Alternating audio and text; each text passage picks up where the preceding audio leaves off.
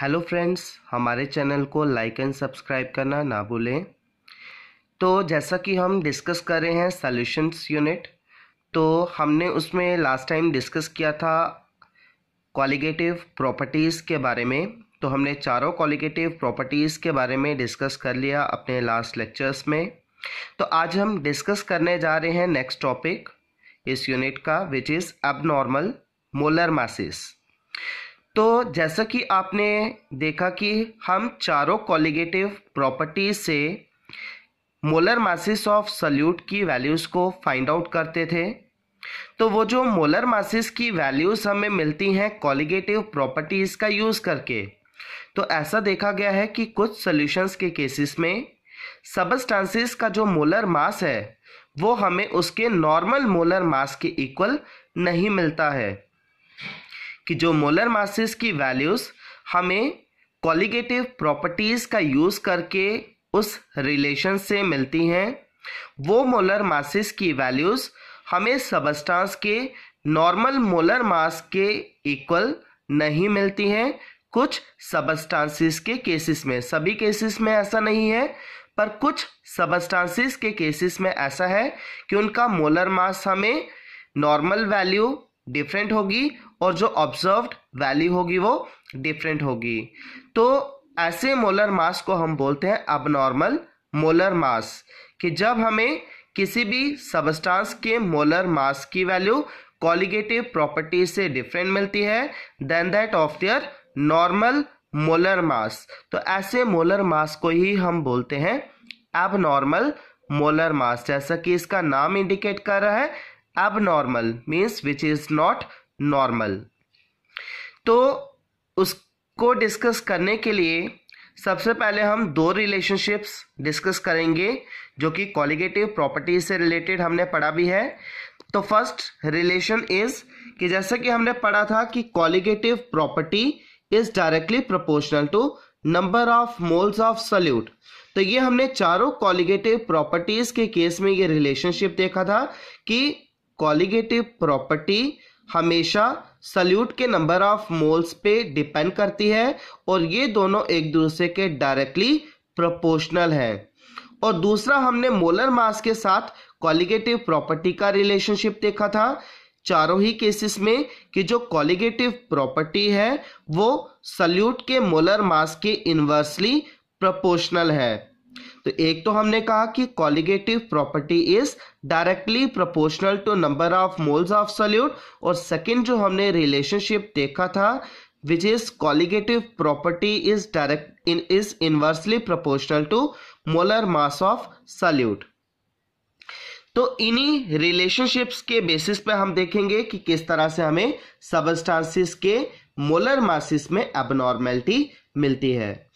तो guys, abnormality हमें उन्हीं सॉल्यूट्स के केसेस में मिलेगी जिन सॉल्यूट्स की टेंडेंसी है कि सॉल्यूशन में या वो एसोसिएशन को शो करते हैं या फिर सॉल्यूशन में डिसोसिएशन को शो करते हैं।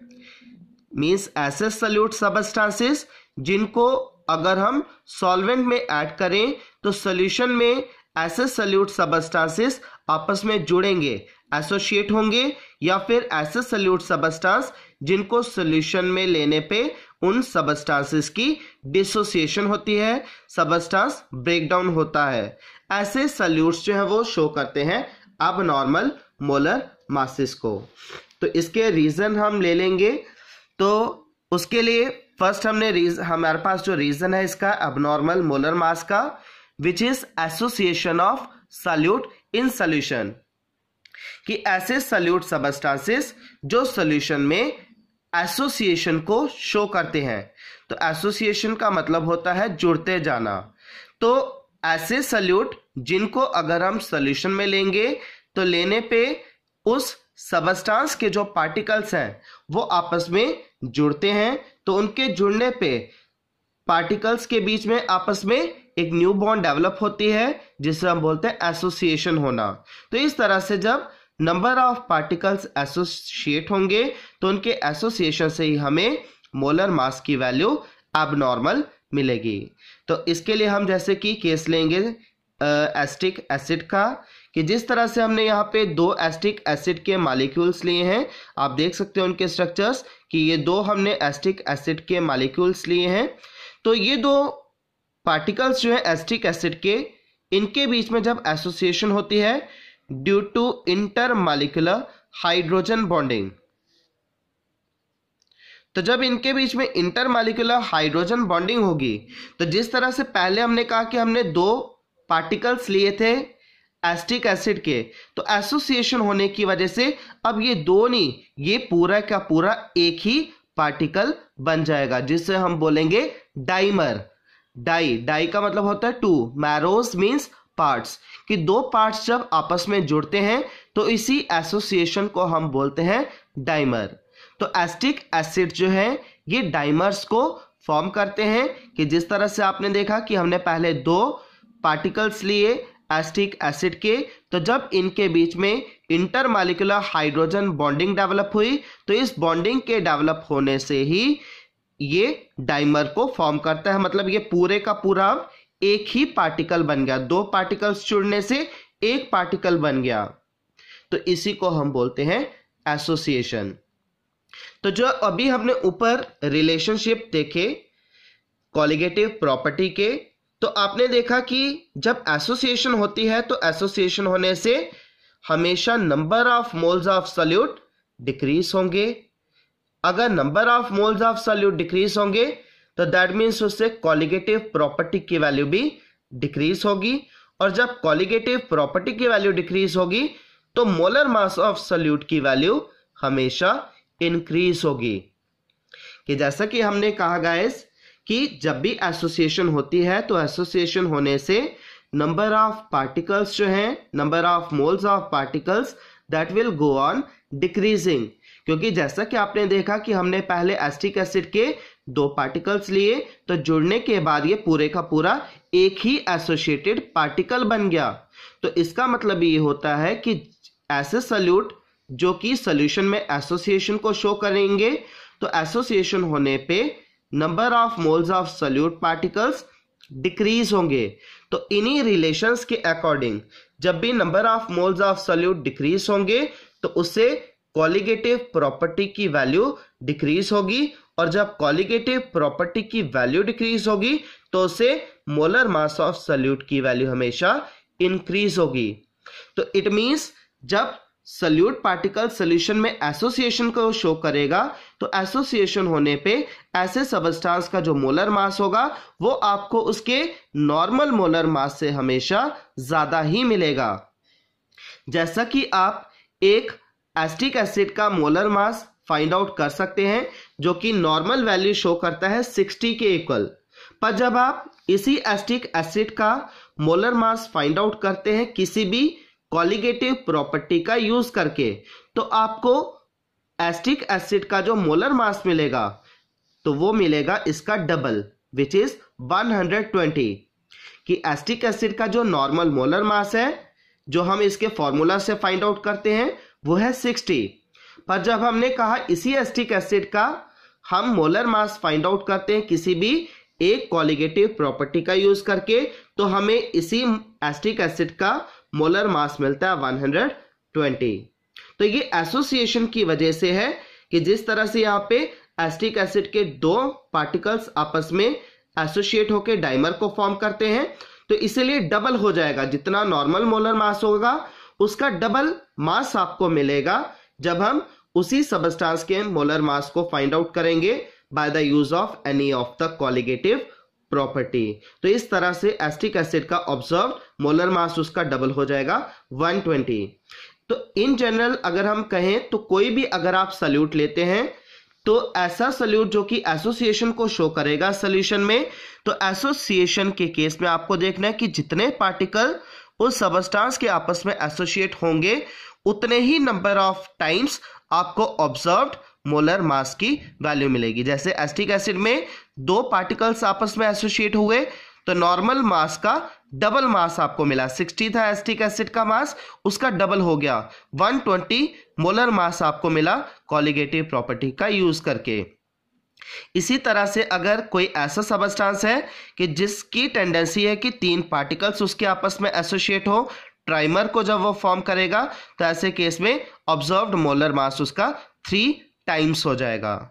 तो इसी तरह से जितने पार्टिकल्स आपस में एसोसिएट होंगे, number of times particles associate होंगे, तो आपको उतने ही नंबर ऑफ टाइम्स उस सबस्टांस का मोलर मास मिलेगा कॉलिगेटिव प्रॉपर्टी से। तो इस तरह से हम देख सकते हैं कि वो सॉल्यूट जो सॉल्यूशन में एसोसिएशन को शो करते हैं, तो ऐसे सॉल्यूट्स का मोलर मास हमें नॉर्मल मास से डिफरेंट मिलता है। तो इसी मास को हम बोलेंगे एबनॉर्मल मोलर मास। तो एसिटिक एसिड के केस में जैसे कि उसका नॉर्मल मास है 60, तो उसका एसिटिक एसिड का ही जो अबनॉर्मल मोलर मास है, ऑब्जर्व्ड मोलर मास, तो ये ऑब्जर्व्ड मोलर मास है इसका 120। तो that means abnormal molar mass of acetic acid is 120। तो इसी तरह से सेकंड जो इसका रीजन है which is dissociation of solute in solution. तो वो सॉल्यूट सबस्टांसेस जो सॉल्यूशन में डिसोसिएशन को शो करते हैं, तो ऐसे सॉल्यूट का भी हमें मोलर मास डिफरेंट मिलेगा। तो जिस तरह से हमने कहा कि अगर हम लें पोटेशियम क्लोराइड, तो जब हम इसको वाटर में ऐड करते हैं तो ये डिसोसिएट होके फॉर्म करता है potassium ion and chloride ion. तो जैसे कि आप देख सकते हैं कि पहले हमारे पास 1 मोल ऑफ पोटेशियम क्लोराइड है जो कि डिसोशिएट होके 1 मोल ऑफ पोटेशियम आइन को प्रोड्यूस करेगा एंड 1 मोल ऑफ क्लोराइड आइन की प्रोडक्शन होगी।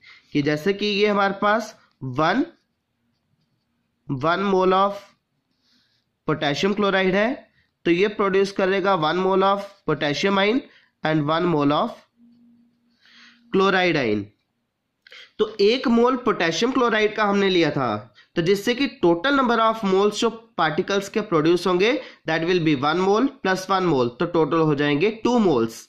तो मतलब हमने तो 1 ही मोल लिया है पोटेशियम क्लोराइड का, पर सॉल्यूशन में जब डिसोसिएशन होगी पोटेशियम क्लोराइड की तो ये फॉर्म करेगा 2 मोल्स ऑफ पार्टिकल्स को, 1 mole potassium ion and 1 mole of chloride ion. तो 2 मोल्स प्रोड्यूस हो रहे हैं 1 मोल ऑफ पोटेशियम क्लोराइड से। तो इट मीन्स जब भी सॉल्यूट की डिसोसिएशन होगी सॉल्यूशन में, तो डिसोसिएशन होने पे number of moles of particles हमेशा इंक्रीज होंगे।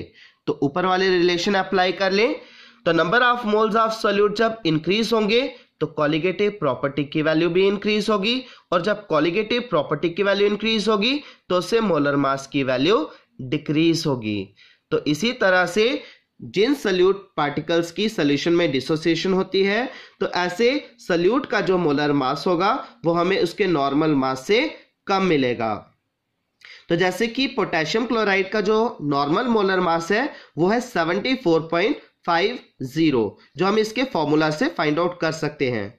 पर जब हम इसी पोटेशियम क्लोराइड का मोलर मास फाइंड आउट करेंगे किसी भी एक कॉलिगेटिव प्रॉपर्टी को यूज करके, तो हमें इस पोटेशियम क्लोराइड का मोलर मास इसके मास के हाफ मिलेगा। तो इसके केस में आपको देखना है कि जितने नंबर ऑफ पार्टिकल्स को ये प्रोड्यूस करेगा उस नंबर से आपने इसके नॉर्मल मास को डिवाइड कर देना है। तो जैसे कि यहाँ पे 2 पार्टिकल्स को प्रोड्यूस किया है पोटेशियम क्लोराइड ने, तो 2 से डिवाइड करें अगर हम 74.50, तो हाफ उसका आएगा 37.25। तो इस तरह से जो पोटेशियम क्लोराइड है तो उसका अब नॉर्मल मोलर मास आपको मिलेगा 37.25। तो यहां से हम देख सकते हैं कि वो सॉल्यूट जिनकी सॉल्यूशन में एसोसिएशन होती है, तो ऐसे केस में हमें अब नॉर्मल मोलर मास हमेशा ज्यादा मिलेगा। और इसी तरह से उन सॉल्यूट पार्टिकल्स की हम बात करें जिनकी सॉल्यूशन में डिसोसिएशन होती है, तो ऐसे सॉल्यूट का हमें अब नॉर्मल मोलर मास कम मिलता है, उसके नॉर्मल मोलर मास से कम होगा।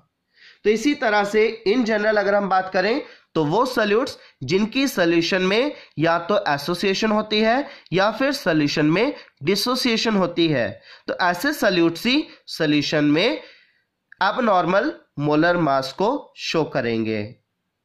तो अगर हम इन जनरल बात करें, कुछ हमारे पास कंडीशंस भी हैं जिनसे हमें accurate value of molar masses की वैल्यू मिलती हैं। तो अगर आप नोट करना चाहें तो नोट कर सकते हैं। तो हमें अगर मोलर मास की वैल्यू एक्यूरेट चाहिए तो उसके लिए सॉल्यूट जो है that must be non volatile, कि सॉल्यूट का नेचर नॉन वोलेटाइल होना चाहिए। Second condition is solution must be dilute, कि जो हमारे पास सोल्यूशन है वो काफी ज्यादा डाइल्यूट होना चाहिए and the concentration of the solution should not be more than 5%, कि 5% से ज्यादा कंसंट्रेटेड सोल्यूशन नहीं होना चाहिए, हमें काफी ज्यादा डाइल्यूट सोल्यूशन लेना होगा। और जो सॉल्यूट हम लेते हैं, the solute should not undergo either association और डिसोसिएशन इन द सोल्यूशन, कि जो हम सॉल्यूट लेंगे सोल्यूशन में उसकी ना ही सोल्यूशन में एसोसिएशन होनी चाहिए ना ही सोल्यूशन में डिसोसिएशन होनी चाहिए। तो अगर ये सारी कंडीशन सेटिस्फाई होती हैं तो हमें नॉर्मल मोलर मास मिलेगा सॉल्यूट सबस्टेंसेस का, या हम कह सकते हैं हमें एक्यूरेट वैल्यूज मिलेंगी मोलर मासेस की। तो एक बार मैं फिर से रिपीट करूं जल्दी से। First condition is the solute must be non volatile. Second is the solution must be dilute, that is concentration of the solution should not be more than 5%. And third one is the solute should not undergo either association or dissociation in the solution. तो ये कुछ conditions हैं to get accurate values of molar masses. तो hope आपको ये topic clear होगा abnormal molar mass। तो next topic को हम नेक्स्ट लेक्चर में डिस्कस करेंगे। So stay tuned for our next lecture. Thank you.